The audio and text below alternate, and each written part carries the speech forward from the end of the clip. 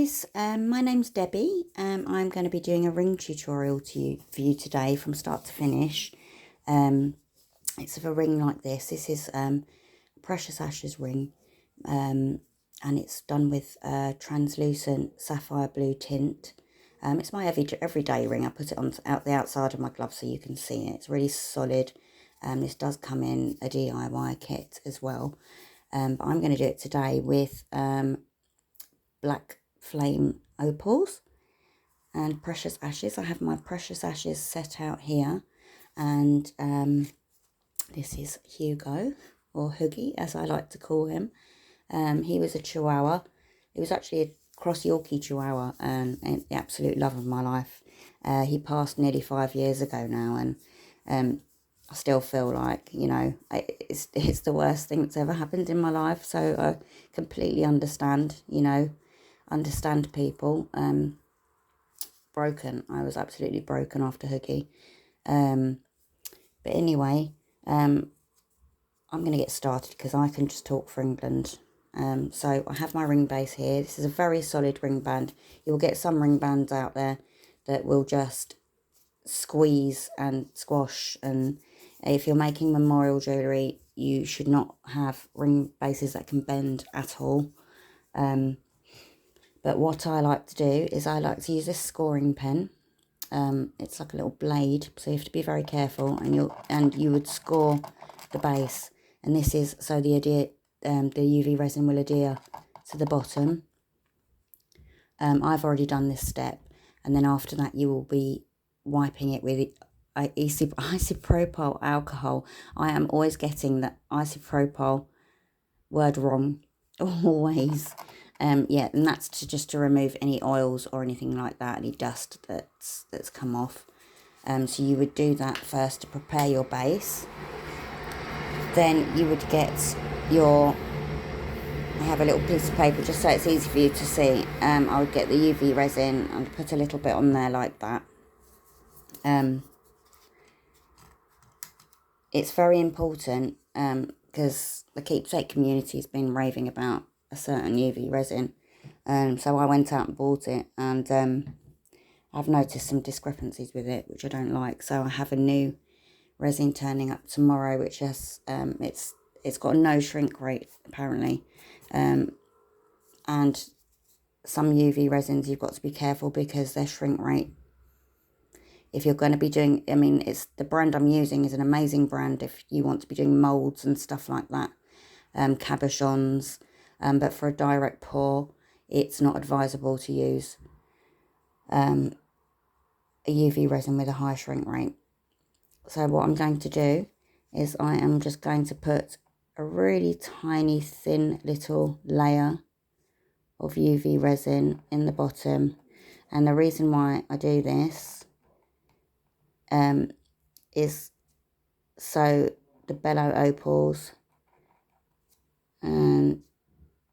have something to lie on top of rather than putting them straight in now. And if you do that, then they need to have more of a base to adhere to. So I like to put a little bit of UV resin, really thin, very thin coating in the bottom there like that, and then cure that. So I'm going to go and cure that for a few minutes now. So that's now cured. So now what we would do is we'd take our UV resin again, and I am going, because my opals are black, I don't like to see any of the silver base at the bottom, so I add a little bit of tint. This is a black onyx tint, just a very little bit, and you're going to mix that in. So I'm not even going to use all of the tint, just going to mix that in there like that.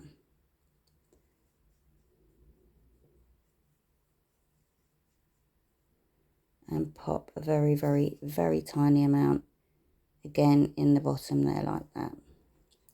We just really want to be covering up that silver, so if there's any gaps through the bellow opal, you won't see the silver at the bottom, because I don't really like it when you can see the silver at the bottom. And we use cocktail sticks. Cocktail sticks are a Keepsake artist's dream. Who's with me on that one? I must go through hundreds of cocktail sticks. There we go. Now we've got a little bit of the black tinted resin in the bottom there like that. And it also covers the sides as well like that. So you don't see any silver poking through. So I'm going to go again to my UV lamp and I'm going to cure that for a few minutes. So that's now cured. And now what I'm going to do is I am going to take a little bit of clear UV resin and just pop a tiny little bit of that UV resin in the bottom there. Just a really tiny little bit. You don't want a lot, just a small amount. And you're going to pick up your bellow opals. These are really beautiful and I'll show you the effect in the ring when it's done. Bellow opals are just so pretty.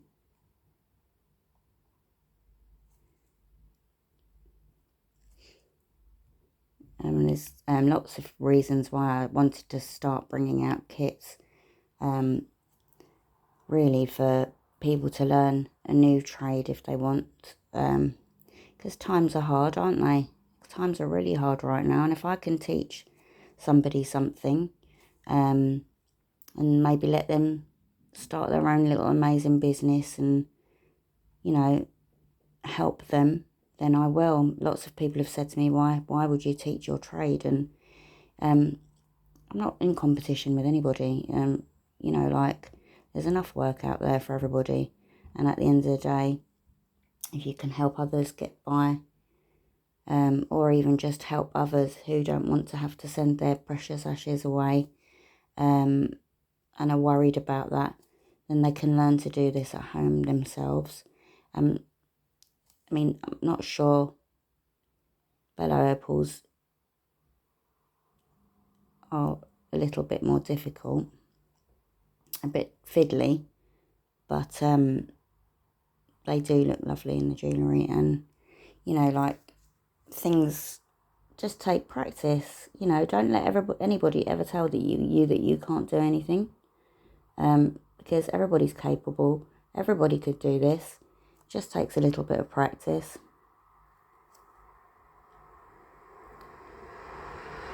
And then you can make something for yourself or something for a family member and be really proud that you made that with your own hands and heart. It's really beautiful. There we go. So they're in there like that. And then I'm going to take that back over to my UV lamp and cure that for 4 minutes. So that is now cured. And now what we're going to do is, again, we are going to get some clear UV resin. And again, a really little tiny amount just over those bellow opals, like that. Just a little bit. And then we're going to pop our precious ashes in. There we go. People ask me, how did I get into making memorial jewellery? I wanted a piece with my dog's ashes. This is Arnie's ashes. This is years and years and years ago now. And everything was really expensive because there wasn't really that many options around back then. And I thought, I can't afford one, and I really want one. So I learned how to make it, and I never looked back, really. So never let anybody tell you that you can't do anything. And prop up with it. So in this, sometimes if you have really large grains of ashes, what you can do is you can use pliers, a pair of pliers, and you can just make them really fine. So you want to have really fine pieces of ashes. My camera skills are terrible. Little, really fine little pieces of ashes, and I like to put them on a little square piece of card and have them ready. So you're just going to arrange them in a way where you're happy with them happy with the layout. I do like to choose the whitest grains to go into my pieces, but don't worry if you've got lovely dark ashes, they still look beautiful, and at least they'll still be in there, won't they? There we go. Some people like to have their ashes hidden as well. That's becoming a lot more popular now. So what you would do with that is just cover it with colour, and have the ashes underneath. If any of my customers ever request hidden ashes, I do pop them a little photo of the ashes in there, just so they can see that they're in there. So you just arrange them like that. I mean, you could be as, I mean, I really take my time to do this bit, because I can be a little bit pernickety about where they're placed. So there we go, they're in there like that. I quite like that little arrangement. So again, I'm going to pop that underneath my UV lamp for 4 minutes. So that's now had 4 minutes. Now what we're going to do, again, we're going to take a little more UV resin, and it's very important that you do this layer by layer. I'm just going to put another thin little layer of resin there before we do our final top coat. You don't want it all the way to the top at this point. Just another thin little layer in there.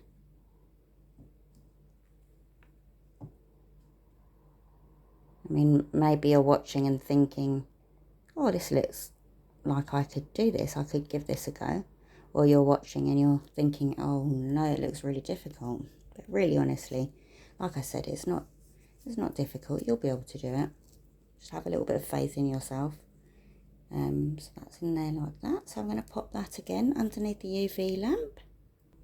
So that layer has now cured. Can you see the effects of the bellow opal? It's all different. I mean, you'll see better effects once the final top layer goes on. It's really beautiful though. I don't think my lighting helps much really.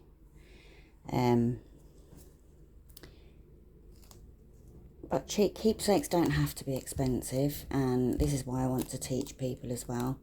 I've seen some of my products out there, the same basis, selling for triple what I sell them, and I don't know, it just, at the end of the day, we all have to live, but I don't know, it doesn't sit right for me to charge heaps of money for memorial jewellery, and it just doesn't.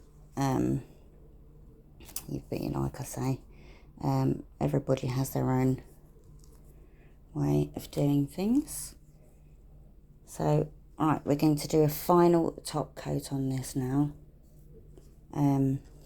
Sorry for my tutorials are a little bit tedious. I do like to talk and ramble a little bit, but I do want to just hope that someone somewhere gets some good out of this. You know, like, I just want to help people, especially those that can't afford keepsakes, and I want everybody to have something, and if that means have to make their own, and so be it, and they will have learned something amazing at the same time.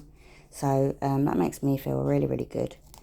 And I'm going to now just get, like I said, some more top coat. I don't charge triple. There are probably cheaper options out there also, but I do have years and years and years of experience when it comes to making keepsakes and the correct way of applying the ashes. So, alright, this top coat, when you put this top coat on, it's very, very important that you do it little by little with the resin, and you need to look at it from all angles, because sometimes you might have little gaps around here, little gaps around the edges that you haven't seen, in which case, if that happens, then you will have to sand it down and apply another layer. So just to avoid doing that in the first place. So this top coat, just look all the way around. If you have it on a little thing like this, also what you can do is you can pick it up. Let me turn the ring light off actually, because all you can see is the ring, isn't it? So let's see if it's any better if I do that. See, around here I've probably got some gaps, so yeah, you can really tell when you pick it up whether it's gonna, and you also don't want to have anything sticking up. Check that there's nothing sticking up. Just little by little, with a slight little dome if you like, not much of a one though, just a slight dome on there. And then what you're going to do this time round, you are going to leave that before you put it underneath the UV lamp. I'll tell you why in a minute. I'm just going to go and get a lighter because I'm going to flame the top. So we flame the top here just to pop any of the extra bubbles. And then what you're going to do is you're not going to put it straight underneath the heat lamp. A lot of people put it straight underneath the heat lamp, and which can lead to unsightly little marks and stuff like that. So what you're going to do is you're going to leave that for 10 minutes. I'll pop you on pause so you don't have to sit here and listen to me for 10 minutes. So I'll leave that to sit. Then I'll pop that under the UV lamp, but I'm not going to pop it straight underneath the UV lamp. I'm going to hold my UV lamp up about 1 metre from the ring base for 1 minute, and then I'm going to put it down and cure it for a further 4 minutes. The reason why we hold it up high is again to minimise any unsightly marks on the top, and it will cure really, really lovely. So I will be back once that's done. So here we have the final finished product and the Bello Opal ring. I might pop the light back on again a minute just so you can see.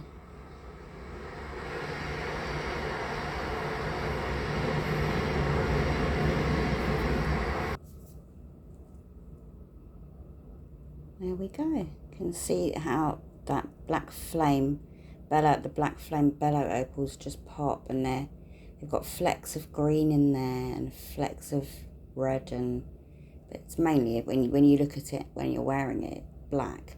It's when the light hits it, it's really beautiful. And there we have it. So that's 2 different styles. That's one with a translucent tint, and that's one with Bello Opal. I hope you like the tutorial, and I hope it helps you. Like I said, if you do want to buy a kit, you will have access to my WhatsApp, and you can message me whenever you like. I can give you tips and everything. So that's what you also get with your DIY kit, direct access to me and my advice and tips and stuff like that. Also, you will get everything you need to make this ring base and other bases as well. And I hope this really helps you.